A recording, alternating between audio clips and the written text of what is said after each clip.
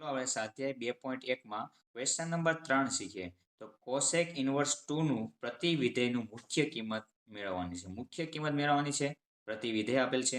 તો એને આપણે કઈ રીતે લખી શકીએ? તો આ રીતે આપણને રકમ આપેલ છે કોસેક ઇનવર્સ 2. તો પહેલા આપણે કઈ રીતે લખી શકીએ? કોસેક ઇનવર્સ એમ નામ કોસેક 2 ક્યારે હોય? તો આપણે જેનું જે ગ્રાફ કોષ્ટક છે, કોષ્ટકની અંદર આપણે શીખીએ કોસેક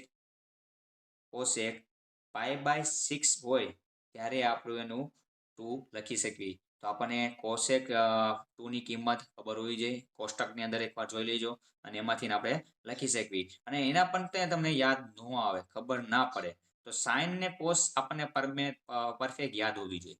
તો આપણને ખબર છે કે કોસેક છે કોનું વ્યસ્ત છે. તો કોસેક આપણને ખબર છે સાઈન નું વ્યસ્ત છે. એટલે સાઈન x હોય એનું વ્યસ્ત શું થાય? કોસેક. અને કોસેક નું વ્યસ્ત શું થાય? સાઈન. તો સાઈન ની તમને કિંમત યાદ હોવી જોઈએ. તો સાઈન x ની કિંમત તમને સાઈન x ની વેલ્યુ યાદ હોય તો તમે એના આધારે પણ કોસેક ની કિંમત લખી શકવી. તો π/6 આપણને ખબર છે કોસેક 2 હોય તો π/6 લખાય. પણ સાઈન ની વેલ્યુ શું ખબર? સાઈન π/6 ની આપણને કિંમત ખબર છે 1/2 થાય. તો એનું વ્યસ્ત કરી નાખવા કિંમતની તો 2/2 થઈ જાય, 2/1 થઈ જાય. અને તો સાઈન π/6 અને ઇનવર્સ વ્યસ્ત શું થાય? તો સાઈન નું વ્યસ્ત આપણે પાસે ખબર છે કોસેક લખાય.